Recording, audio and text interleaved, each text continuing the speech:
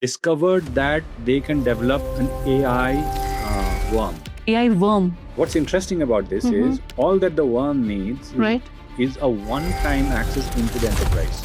The question that boards are asking today is no longer can we stop the next attack? Can we survive the next attack with dignity? So it's basically they're just replacing things. We are investing in cybersecurity tools. What we're doing wrong is because we are attacking the wrong problem. We are trying to stop the attack without making it difficult for the attacker to attack.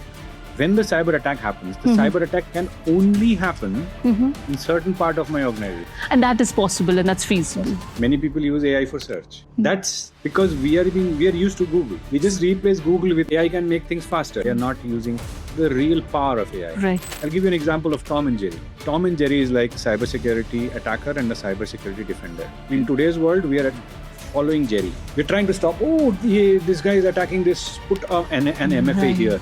That guy is attacking there, let's put a VPN there. Let me put SASE here. If you had micro-segmentation, if you've done it foundationally, it immediately starts throwing up alarms. If there's a breach, I will recover my business and continue working. Correct. Business as usual. So today we have with us Mr. Agnidipta Sarkar, Chief Evangelist for Kala Tokens. Thank you so much for being with us today. So I'm honored. I'm happy to be here. Thank you so much. The first question I would like to ask you, what is the number one buzzword or a theme that you're hearing in the hallways today? I think the number one buzzword is threat. Okay. From whatever I see at this conference, everybody's talking about threat intel and how to deal with threats. Because I think the largest sessions here, the stalls rather, they're about threats. But that's, if you really ask me, that's what's getting discussed about threats. Okay.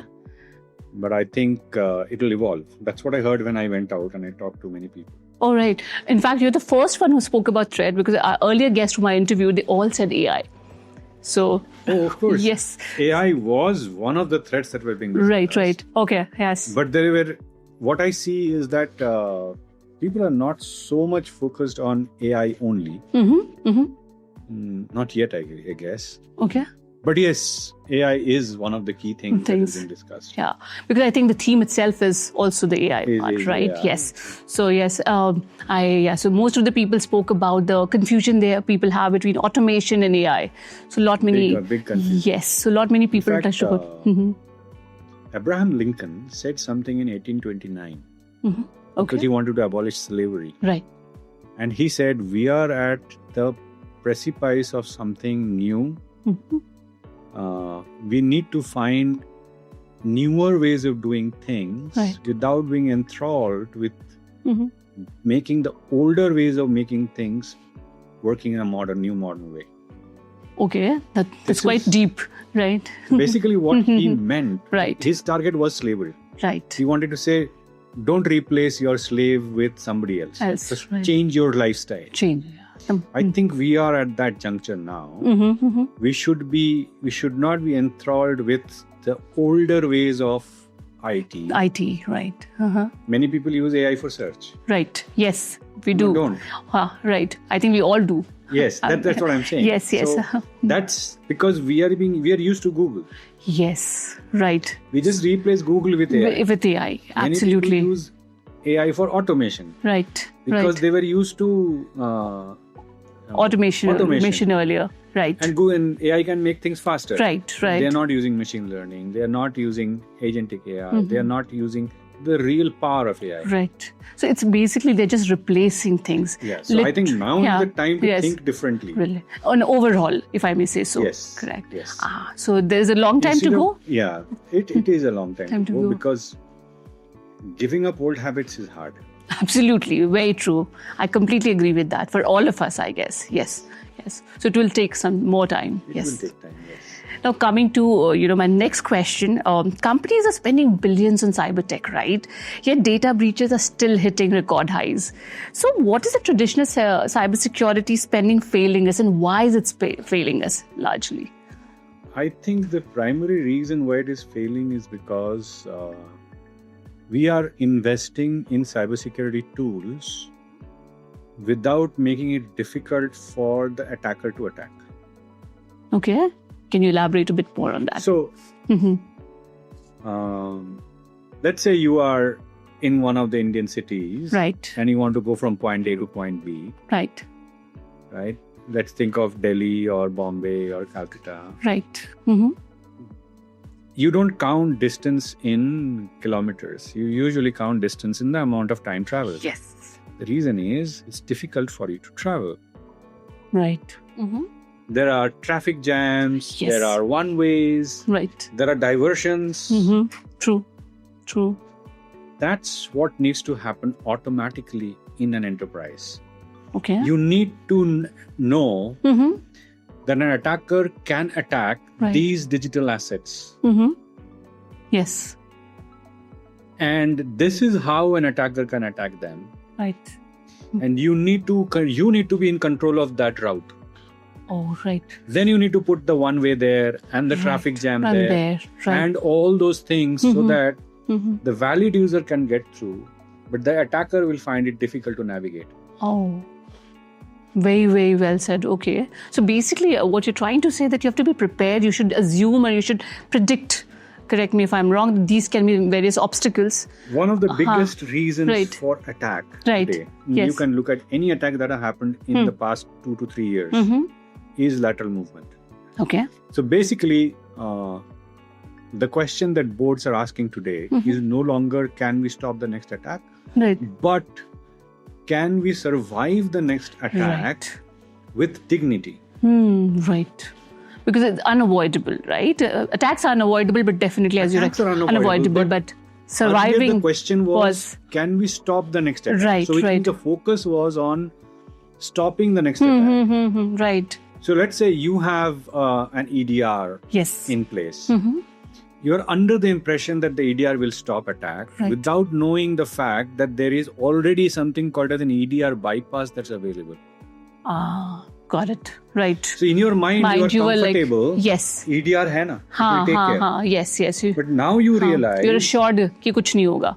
Right. it's right. difficult Yes. to think like that. But if you have EDR Right. and you have microsegmentation that is integrated with EDR, Right. microsegmentation that can stop lateral movement, Then. and you have defined that microsegment. You have So defined zones. Right. You've defined microsegments. You've defined conduits. You are in charge of who will go where, how. Yes. Let's say you have a web server that's Right. facing the world. Right. Right. That web server is connected to another server inside. Right. And for a valid user to go from this web server to the to the server inside and go fill up a form and Right. exit, Right. the behavior that they need to exhibit is go there, open up the application, fill up the form and come out. Right. Right. But an attacker will go there without filling the form, will try to ping 10 other devices. Okay. Right. If you have stopped lateral movement, then that will throw up as an anomaly. Right. So you know this is an attacker. Yes. All that you need to do now is to remove the conduit which was connected for this attacker based on that identity, even if that identity is a valid identity. Right. This. Oh, yes. Still, definitely, yes. To stop it and to kind of obstruct it. Correct. Right. So do you see, I very interestingly put actually, and you've kind of very simplified the entire issue, which sounds like, people normally get very overwhelmed with it. But my next question is, do you see this happening quite often, or there is still, so companies still struggling there? And they are struggling, it Yes. is happening. Right. There are a lot of companies who are doing very well in this area. Right. The company that I come from, Color Tokens, is one of them. But the main thing is that end users need to be aware of this, that Right. you should be using microsegmentation as a foundational capability. Right. Because that's laying down the roads and the highways. It's right? like a foundation, basically. It's like the city's foundation, right? Right. Yes. You can decide on what to allow, what not to allow. Not to allow. Right. And how to do that. See, for example, and I give this example to someone the other day, that Right. if you go to a museum, Right. you buy a ticket. Right. So, I went to MoMA in San Francisco Okay. and I bought a ticket Right. and I entered a huge hall. And I had to decide, should I go here? Should I go there? Right. So that's what happens to your attacker. Yeah. In a uncontained, in an open flat network, which is there in most hospitals today, by the way. Right. Okay. Yeah, they're flat. Okay. Or they are disconnected. Okay. Meaning an X-ray machine may not be, which should be connected on the network is connected in a network that's not connected to the main network. Okay. So either they're sacrificing on the ability to do good. Yes. Now with AI coming in, the hospital wants to do AI for healthcare. Right. But they will find it very difficult to do anything because it's not connected. Connected, right. But in the hindsight, it's also a good advantage as well. Like because in terms like, if for instance, from an attacker perspective, he might get an access to an X-ray, but he may not get an access to the other parts of it. Attacking the X-ray is very easy because the X-ray device was never designed for security. It was designed for performance. Right. Got it. See, we all know this, right? Right. Communication is the anathema for security. Right. Very true. If you are communicating everywhere, right? Yes. It is a problem in security. Right. But if you are secure, then you're not communicating everywhere. Okay. But then you are sacrificing. Exactly. That's what my balance. Yes, that's what my point was. So, right. So when you are doing this balance, that is the time you need to define how do I do this balance between a valid user who needs access to the all the systems when they want it at that point in time. Right. Yes. For example, identity. Right. Right now, there are tools that are communicating with APIs. Right. Yes. How do you make sure that the identity between two API systems, two digital systems, over the API, the session is not being hijacked? Oh, yes. How do we do it? And if it is AI doing AI, then how do you do it? Again, these are not difficult questions, but what I'm trying to say is, this is something that should be part of that design. Right. Somebody asked me the other day that what is more important, governance or architecture? Oh, well, I would say architecture is fundamentally important before you put the governance in. Because if you've done your architecture correctly... It's like security by design, correct me if I'm wrong. Security by design is a buzzword. But I would say security by a design of architecture for cybersecurity. Right. That's the important part. Yeah. Is the base, I would say, the core I don't tenet. know why, but security architecture roles are vanishing. Oh, is it? Yeah. And why so? I have no idea because tools are available. People think that, But this core premise on which... but that's not happening. Okay. Basically, what you need to do is sit down with your infrastructure, understand all assets. Okay. That's a problem by itself because asset management is still something that people have not mastered. Okay. You go to anybody, even the most prepared person, he will say, we've got about 98%. Secure. No, assets. Assets, right. But one asset which you did not know, if that gets infected and if that's connected to your network, that can create your next breach. So they're not aware of it. Which they don't even know. No. There's something called shadow IT. Right. Shadow IT is all those. Now there is shadow SaaS, there is shadow AI. Correct. Yes. So it's a challenge. Asset management is a challenge. If you think you covered asset management, then change management is a challenge. Because you know the asset, you know the people who are connected to it, you know what the asset does, you know what the attack path is. You said, I'll restrict lateral movement and I'll cover this. Right. What you did not know is someone down there on the shop floor went ahead and changed the parameters that were required to communicate. So suddenly, which was allowed only for one person, now it's allowing everybody. Right. The access, please. Because they want to connect IT to OT. Because they did not come to you. They did it on their own. Or someone connected a device on the network. Right. Okay. Yes. Oh, yes. So this is... It is unexpected and... This is something that we need to be in control of. So in your experience, the vast experience you have, especially with color tokens, where you kind of guide organizations, where do you see this challenge and what is the way you try to help these organizations to overcome this, especially asset management, architecture, it's not only that. There are many other things. There is also configuration management. Right. Change I talked about. Right. There is configuration. I have not seen any organization yet who has a complete repository of all their configurations and have a complete control on all the changes of all the configurations. But unless you have visibility into what you have, how will you be able to secure it? Exactly. That's what I said yes. in the beginning. Asset management is the visibility that you need. So was the core thing you teach them, or you kind of educate them? Yes. That's my point. Visibility is your first stop. Right. But then it's not only visibility. The question is, what visibility are we talking about? Yes. Right. Do I know where all my assets are? Right. That's the first step. If I know where all the assets are, do I have visibility of how the assets are talking to each other? Exactly. Right. My third point is, do I know of all the talking that is going on, how much is authorized and how much is unauthorized? Unauthorized. Absolutely. Yes. Of all the talking that is going around, do I know how much of management communication is going around, that is supervisory communication is going around? So you see companies not aware of all this. No. Okay. So what's the role of a CISO then, if I may ask you? Is it like... The role is this. Right. Every CISO, except of course a few, those who are doing that well, right, they are overwhelmed with all this. So they try and reduce because of the scale of... It's not only scale, it's right. the amount of control that you don't have. Right. There has been a lot of talk about CISOs being on the board. Yes. Some CISOs have a role on the board.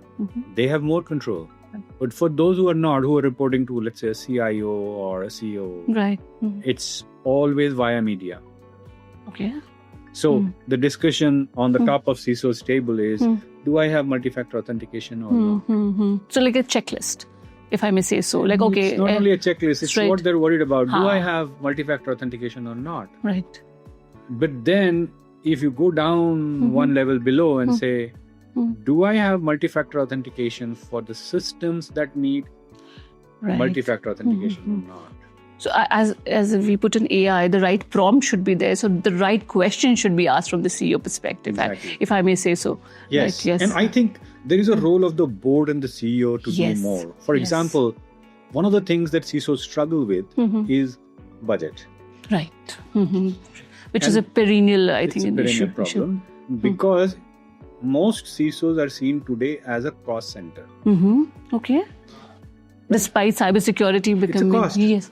Right. It's a sunk cost. That's what most people But it also hits your reputation management and everything. So still a sunk cost. Okay. I put the money in, it vanishes because attacks are going up. Right, yes. Cybersecurity investment is also going up. But despite no results. So where are we going wrong? Where are we going? Right. But actually it's a valid question to ask. I'm not denying that. Yes, the reason that we're doing wrong is because we are attacking the wrong problem. We are trying to stop the attack. You cannot push the door because someone will find a way to go around. Right. You have to stop the next place. Which is, if you see, there's something called as a MITRE framework. Okay. Right? It has tactics and techniques which attackers take. Right. It's widely available. Everybody uses it, but not many people actually know how to use it properly. Okay. But broadly, the MITRE has something called as tactics, techniques, and procedures. And at the highest level, there are about 14 tactics in version 8. Okay. The 14 tactics can actually be divided into 4 categories, 4 phases. The first phase is happening outside your enterprise, where you don't know, the attacker is trying to find out more about your organization, and then develop resources to attack. Okay. This is happening outside. You only get to know when the first attack lands. Phishing, brute force, whatever. It lands. They find a bypass. This is the second phase of the attack. Okay. Right? Because they've developed the tools. Now they're trying to figure out how to attack. If they get in, then they can go and attack and even escalate privileges. Right. So that they become super users. Right? Right. Yes. Then comes the third phase. Now they're trying to move laterally to figure out where will I get the maximum value? Right. Where will I hit maximum? You might have heard news saying that attacker was in the system for 6 months. Yes, correct. So they did the first, they did the second, they're lying. And they're trying to figure out. And you don't know. Exactly, yeah. And now, after they figured out where to do, they're going to do a lateral movement, which if you had microsegmentation, if you've done it foundationally, it immediately starts throwing up alarms saying that there seems to be a lateral movement that should not be happening. Right, exactly. And then if you've got an EDR integrated microsegmentation, then the microsegmentation can inform the EDR, throw this guy out. Right. Because the EDR has the power. Exactly, yes. But unfortunately, or irony is that both are not practiced largely by the company, Not neither practiced largely, but there are techniques available to do it. And the Okay. last phase is after the data has been taken out, then there is chaos. Right. Of course. So in the first the damage is already done. damage kind already of. done. Yes. Then you are in crisis mode. Right. Yes. So first and second, last, you can't do anything. Second is the one where the entire cybersecurity industry is sitting. Right. Third is the one where there are less people. But you actually need to figure out the third before you do the second. Second one. Right. That is being breach ready. Breach. Okay, that's a breach ready. Yes. Okay. Your idea is to prepare for the breaches, Breaches. to anticipate the breaches, to prepare for them, to exercise. And when I say prepare, I don't not only mean technology, I Right. mean processes. I need people. Right. For example, does the head of communications know that should there be a breach, what is it that they should communicate within the first 4 hours? Yes. Do they know? Many know. Many know, right? Many don't. Many of them have a tabletop exercise and manuals and all in place. Many of them have it. Yes. But many of them They don't. don't have. Yes. And what's the percentage Or, okay, of let's look at another guy. Let's say the head of manufacturing. Does he know what to do the moment he receives news that there has been a cyber attack? Does he have a checklist? Yes. Which says I need to do 1, 2, 3, 4, whatever. That's what it matters. So still there is companies who... There are. Because people associate everything with technology. Right. But my message to the whole world is think about operating an organization where you can go with confidence and say how you would operate when breaches are going on. Yes, that's a question I wanted to touch upon. Actually, I just overheard that conversation. So can you elaborate this So, on? as I said, business continuity is a very well-known concept. Right? Yes. What does it mean? It means if there's a breach, I will recover my business and continue working. Correct. Business as usual. I'm flipping the whole thing apart. I'm saying I've designed micro-segmentation in such a way. I've considered my critical assets. I've considered privilege access. I've considered normal users. I've considered deviations. And I've created zones about them. Okay. Right. In a manner that when the cyber attack happens, the cyber attack can only happen in certain part of my organization. Okay, that's right. The moment I detect that, I throw in I go shields up. Right. And then I restrict the attack Access only. Only in that particular compartment. Right. Compartmentalize it completely. Yes. In that micro segment. Yes. Right? Got right. In that zone, in that micro segment is where the attack remains. Right. Now I call upon my experts who are going to take care of that. Right. But that also means I need to come back and check, is everything working? If everything is working, then I'm working. Right, absolutely. Attacks are going on. But parallelly, nothing is getting obstructed. I can go back impacted. and declare that we had an unprecedented cyber attack.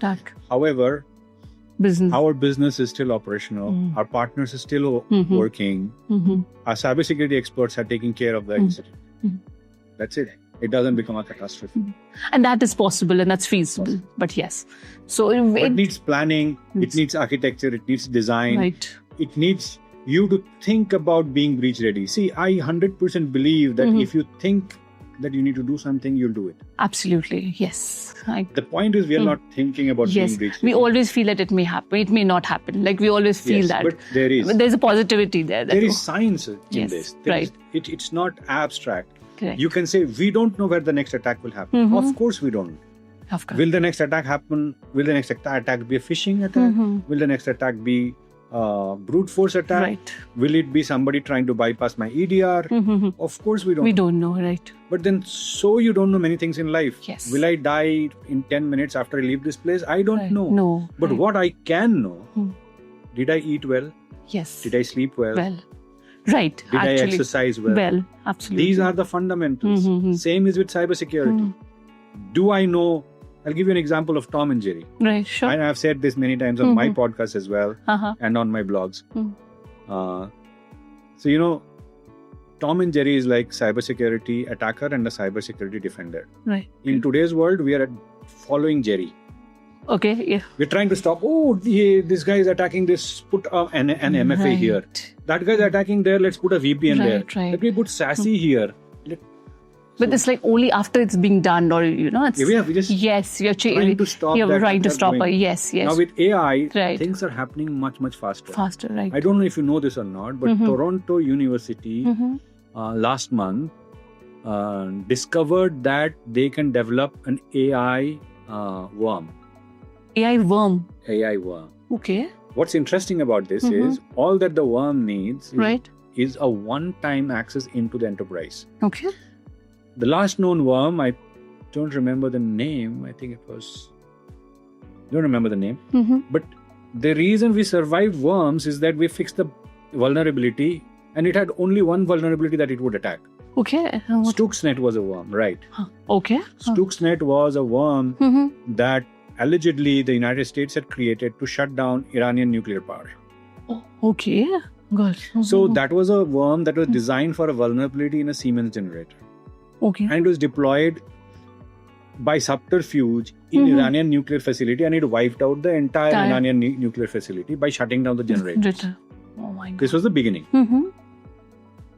But worms in earlier times were designed to attack only one vulnerability. Okay. With AI coming in, the worm has become infinitely powerful. Now it can go to one system, figure out what is the 10 vulnerabilities.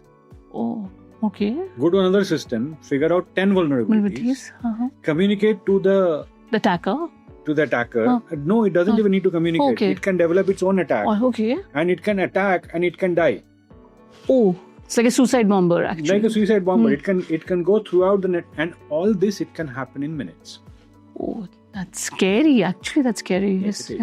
You should be more scared about this than mythos. Absolutely, yes. Because it's a worm and it just goes ahead and... it just goes, and it can go immediately throughout the enterprise as long as the root is available. Okay. When you say root is available, in terms... That's where you need the path. Okay. Oh, right. But if you control the path, then it is difficult. My God. So where are we leading to with, coming up with mythos or the AI worm? How will... The only thing you can stop mythos or the only way you can take care... So there are two things I believe which are very, very important. Number one, you need to have an ability to deny the root. Right. Okay. Which is microsegmentation. Right. Number two, you need to be in total control of identities that are being used by AI agents. Right. Because you need to treat them with more scrutiny than a human. See, because an AI agent can talk to another AI agent over the network and you would not know about it. Today, if two people are talking in the computer, yes, you can trace it. You have log of it. Yes. But AI agents, we don't have that, right? We don't know whether they will in the future or not. Again, uncertain. Right.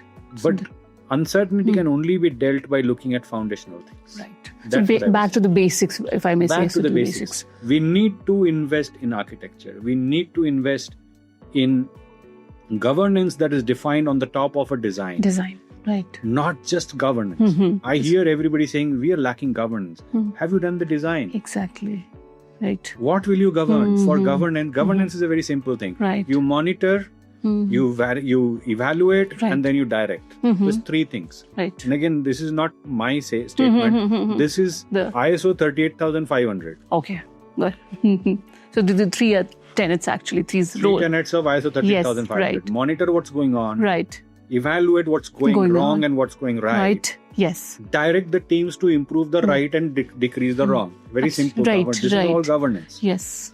If you don't know what you need to monitor, because you're monitoring, because you have not defined the architecture. Yes. So what are you monitoring actually? Your data is wrong. Right. Now you're going to sit in a boardroom with people looking at everything.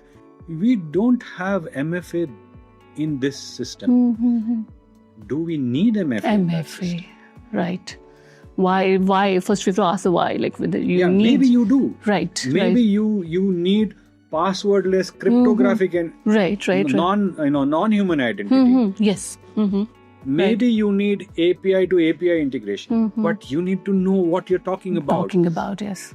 4 people sitting in a boardroom, not understanding technology, discussing a technology budget, right, is not governance. Because you don't have the data to evaluate. Then you will take a decision. And on what basis? Who did I write to? I wrote to somebody recently saying that it will be there in today's session. Okay. I'm going to ask this Sure. question about who's deciding the impact. Because four wise people in a room can take any decision. Right. True.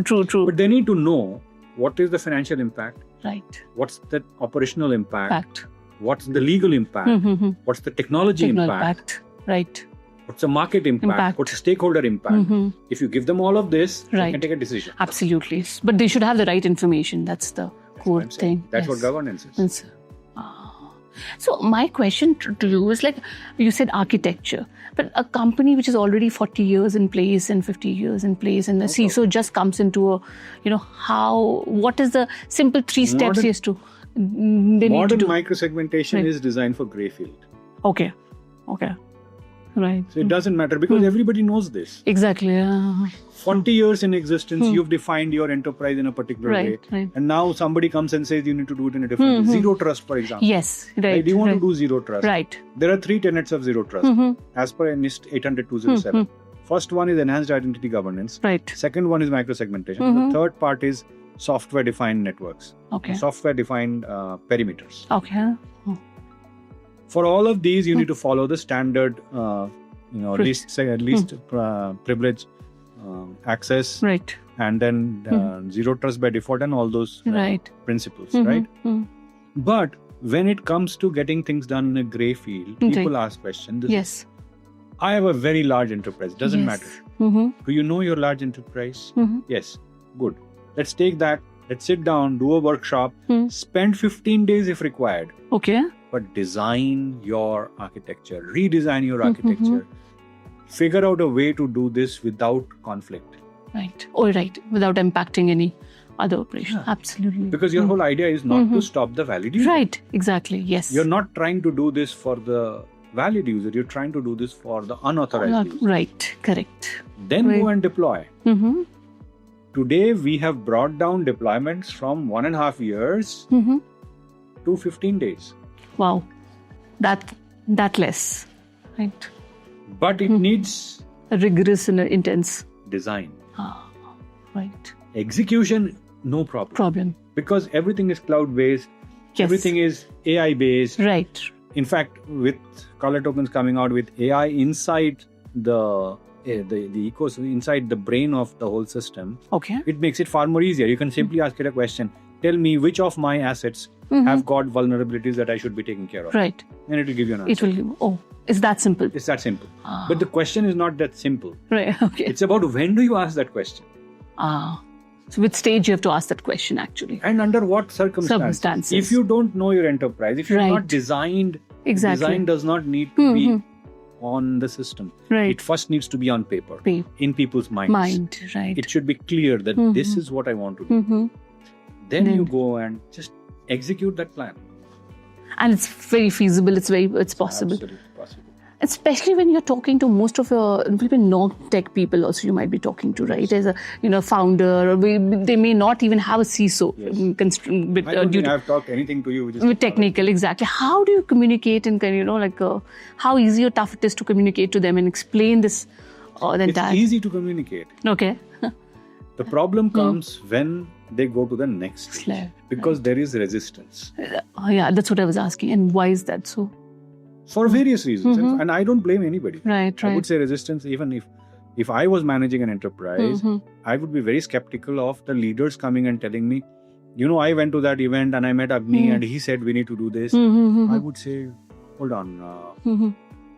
Has he considered the impact on this? Right. But the communication should be different. I talked to Agni, he told me we can do this. Why don't we set up a communication and figure out how we can do this? Right. Do an exercise, meet, figure out how to take the next steps. And then it becomes more easy and becomes easy. Yeah. Oh. Thank you so much. It was a very, very good, insightful session and we understood so much and it's so much of clarity you gave to us. Thank you so much for your time. You're welcome. Thank you. Thank you so much. Looking forward to more meaty conversations with you. Sure. Thank you so much.